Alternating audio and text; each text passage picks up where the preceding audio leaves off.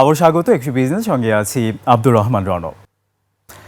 প্রতিদিন গড়ে $10 কোটি করে রেমিটেন্স পাঠাচ্ছেন প্রবাসীরা। এতে চলতি জুলাই মাসের প্রথম 20 দিনেই রেমিটেন্স ছাড়িয়েছে $2 বিলিয়ন। বাংলাদেশ ব্যাংকের তথ্য বলছে চলতি জুলাই মাসের প্রথম 20 দিনে প্রবাসীরা দেশে পাঠিয়েছেন $201.80 লাখ। বাংলাদেশি মুদ্রায় এর পরিমাণ প্রায় 25,000 কোটি টাকা। গত বছরের জুলাইয়ের প্রথম 20 দিনে রেমিটেন্স এসেছিল $163.90 লাখ। সেই তুলনায় চলতি বছরের একই সময় প্রবাসী আয় বেড়েছে 23.10%। এদিকে রেমিটেন্স প্রবাহ বাড়ায় স্বস্তিদায়ক অবস্থায় রয়েছে বৈদেশিক মুদ্রার রিজার্ভ। গ্রস রিজার্ভ এখন অন্তত $36.66 বিলিয়ন।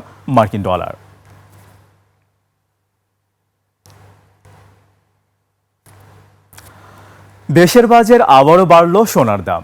22 ক্যারেট অর্থাৎ ভালো মানের সোনার দাম ভরিতে বেড়েছে সর্বোচ্চ 2,741 টাকা। এ নিয়ে টানা 2 দিন সোনার দাম বাড়ল।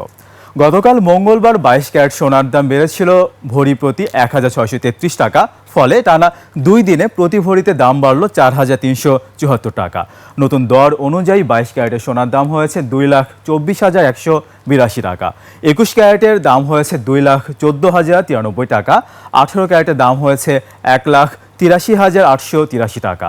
সনাতন পদ্ধতির সোনার দাম 1,50,232 টাকা। এদিকে দেশের বাজারে বেড়েছে রূপার দামও।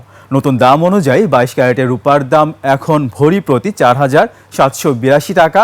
21 ক্যারেট রূপার দাম 4,549 টাকা।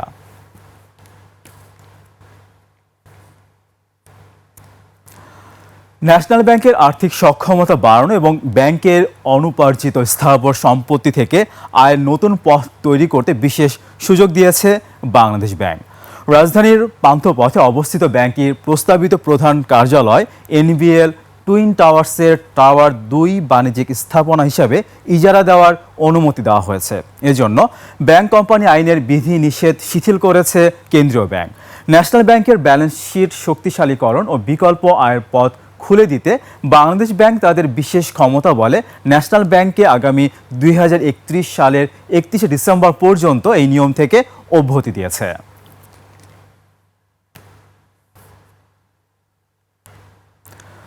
দুর্নীতি দমন কমিশন দুদকের একের পর এক অভিযানে জব্দ হচ্ছে পতিত হাসিনা সরকারের মন্ত্রী, এমপি সহ দুর্নীতিবাজ কর্মকর্তাদের সম্পদ। সংস্থাটির এই অভিযান অব্যাহত থাকবে। আর জব্দের পর পুরো তালিকা তৈরি করে নিয়োগ করা হবে রিসিভার। আর জব্দ করা সম্পদের পরিণতি কি হবে তার সিদ্ধান্ত দেবেন আদালত। দুদকের সঙ্গে এ নিয়ে কথা বলে বিস্তারিত জানাচ্ছেন সুমাইয়া খান। দুর্নীতির অভিযোগে আদালতের নির্দেশে জব্দ হওয়া আলোচিত ব্যক্তিদের সম্পদের তালিকা তৈরি করেছে দুর্নীতি দমন কমিশন। প্রস্তুতি নিচ্ছে আরও অভিযানের। আদালতের নির্দেশে রাজধানীর গুলশানের 66 নম্বর রোডে সাবেক ভূমিমন্ত্রী সাইফুজ্জামান চৌধুরী জাবেদের 2টি ফ্ল্যাটের নিয়ন্ত্রণ, তদারকি ও রক্ষণাবেক্ষণের দায়িত্ব দেওয়া হয়েছে দুদকের ব্যবস্থাপনা ইউনিটকে। 2টি ফ্ল্যাটের দ্বিতীয় দিনের মতো সম্পদের তালিকা তৈরি করেছে দুদকের বিশেষ টিম। প্রক্রিয়ার শেষে যে ইনভেন্টরি লিস্টটা আছে এটা আদালতে উপস্থাপন করা এবং এই আদালত এই বিষয়ে পরবর্তীতে নির্দেশনা দেবে সেই মোতাবেক ব্যবস্থা নেওয়া হবে। ফ্ল্যাট 2টি থেকে মোট 269 ধরনের পণ্য সামগ্রী উদ্ধার করা হয়েছে। এর মধ্যে রয়েছে 300টির বেশি কোট, 532টি টাই, রোলেক্স সহ 8টি ঘড়ির বক্স, প্রায় 100টি কামিজ, মুক্তার গহনা, ঝাড়বাতি, আসবাবপত্র, ট্রেডমিল, ফ্রিজ সহ নানা বিলাসবহুল সামগ্রী। উদ্ধার হওয়া রোলেক্স ঘড়ির প্রতিটির মূল্য 14,000 থেকে 17,500 মার্কিন ডলার পর্যন্ত হতে পারে বলে জানিয়েছে দুদক। দুদকের তথ্য অনুযায়ী 2025 সাল পর্যন্ত দেশে প্রকৃত স্থাবর সম্পদের পরিমাণ 6,137 কোটি 22 লাখ টাকা। অবরুদ্ধ রয়েছে 23,172 কোটি 78 লাখ টাকার সম্পদ। বিদেশে ক্রোক ও অবরুদ্ধ রয়েছে 1,000 কোটি টাকার বেশি সম্পদ। নারায়ণগঞ্জের রূপগঞ্জের জলশিরি আবাসন প্রকল্পে বরখাস্ত হওয়া মেজর জেনারেল জিয়াউল হাসানের 9তলা বাড়িতে সম্পদের তালিকা তৈরির কাজ শুরু করেছে দুদক। আদালতের নির্দেশে আগেই বাড়িটি জব্দ করা হয়েছে।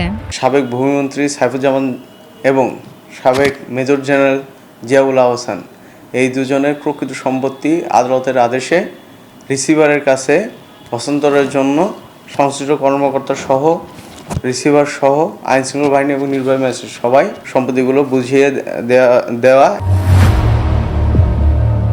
জিয়াউল হাসান ও তার স্বার্থ সংশ্লিষ্টদের নামে থাকা ৩৯টি স্থাবর সম্পদ জব্দ করা হয়েছে, যার মূল্য প্রায় ১৬ কোটি টাকা। এসব সম্পদের মধ্যে রয়েছে ঢাকার বিভিন্ন এলাকায় জমি ও ফ্ল্যাট, নারায়ণগঞ্জের বাড়ি ও প্লট, বরিশাল, ঝালুকাঠি, পটুয়াখালী ও মুন্সিগঞ্জে বাড়ি, কৃষি জমি, বাগান বাড়ি ও অন্যান্য সম্পত্তি। এছাড়াও দুদকের ২টি মামলায় জিয়াউল হাসান ও তার স্ত্রীর বিরুদ্ধে প্রায় ৪১ কোটি টাকার আয় বহির্ভূত সম্পদ অর্জন এবং প্রায় ৩৪২ কোটি টাকার অস্বাভাবিক ব্যাংক লেনদেনের অভিযোগ রয়েছে। আইন ও বিধিতে অন্য যে সকল প্রক্রিয়াগত বিষয়াদি আছে সব সহ এই বিষয়টা সম্পন্ন হয়েছে। দুর্নীতির মামলায় জব্দ হওয়া সম্পদের সুরক্ষা ও সঠিক ব্যবস্থাপনা নিশ্চিত করতে আদালতের নির্দেশনা অনুযায়ী তালিকা তৈরির কাজ অব্যাহত থাকবে বলে জানিয়েছে দুর্নীতি দমন কমিশন। সুমাইয়া খান, ২১ টেলিভিশন, ঢাকা। এভারকেয়ার হাসপাতালের সাথে real estate and association of Bangladesh rehab চুক্তি করেছে।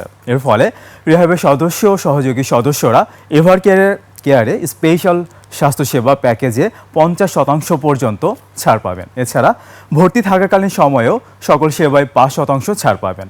অনুপ পিয়ালের রিপোর্ট। এবং আপনাদের হেলথ কেয়ার পার্টনার হিসেবে আমাদের সুযোগ দেশে রিয়েল এস্টেট ব্যবসায়ীদের সংগঠন রিহ্যাব তাদের সদস্যদের উন্নত স্বাস্থ্যসেবা নিশ্চিত করতে দেশের অন্যতম সেরা প্রাইভেট হাসপাতাল এভারকেয়ারের সাথে স্বাস্থ্য চুক্তি সই করেছে। অনুষ্ঠানে রিহ্যাবের সভাপতি ডক্টর আলী আফজাল বলেন, বিদেশের হাসপাতালগুলোর মতো আন্তর্জাতিক মানের স্বাস্থ্যসেবা পাওয়া যায় এভারকেয়ারে। এর মধ্য দিয়ে সদস্যদের উন্নত স্বাস্থ্যসেবা নিশ্চিত করতে চায় রিহ্যাব। তারা আমাদের কর্পোরেট ক্লায়েন্ট, তো এই ফিলিংসটা তারা যদি ঢুকলেই পায়, এটা আমরা আপনাদেরকে প্রত্যাশা করব। তাহলে দেখবেন যে আমার বিশ্বাসে যারা কথায় কথায় বিদেশে যায় তারা অনেক হয়তো তারা যাবে না ইনশাআল্লাহ। আর এভারকেয়ার হাসপাতাল কর্তৃপক্ষ রিহ্যাবের এই ইচ্ছার প্রতি কৃতজ্ঞতা জানায়। 45% থেকে 50% ডিসকাউন্টে হেলথ চেকআপ প্যাকেজ পাবেন, যেটা হচ্ছে এভারকেয়ার হোল বডি প্যাকেজ, এবং যাওয়ার পরবর্তীতে ওনাদের কোনো প্রিভেন্টিভ কোনো চেকআপ করার জন্য সেই জায়গায় এই ডিসকাউন্টগুলো থাকবে। এর বাইরে কোনো পেশেন্ট যদি কোনো স্টাফ বা ফ্যামিলি মেম্বার যদি আমাদের ওখানে আউট পেশেন্ট সার্ভিস বা কোনো ল্যাব ইনভেস্টিগেশন করতে যায়, তাহলে সেক্ষেত্রে 5% ডিসকাউন্ট, এবং যদি ভর্তি থাকাকালীন সব কিছুর উপরেই আপনার ডক্টর ভিজিট, তারপর বেড ট্যারিফ, তারপর ল্যাব ইনভেস্টিগেশন এবং সব কিছুর উপরে একটা 5% ডিসকাউন্ট এবং অনার পাবেন। চট্টগ্রামেও এভারকেয়ারের সাথে এই ধরনের চুক্তি হবে বলে জানানো হয় অনুষ্ঠানে। করেছি আমরা সেম এগ্রিমেন্টটা আমরা চিটাগংয়ের সাথেও আমরা করিয়ে দেব। অনুপ পিয়াল, ২১ টেলিভিশন, ঢাকা। দর্শক, নিচ্ছি একটা ছোট্ট বিরতির পর দেশের স্বাস্থ্যসেবা খাত নিয়ে আমরা কথা বলবো আলোক হেলথ কেয়ার অ্যান্ড হাসপাতালের ব্যবস্থাপনা পরিচালক মোহাম্মদ লোকমান হোসেনের সঙ্গে। ততক্ষণ আমাদের সঙ্গে থাকুন।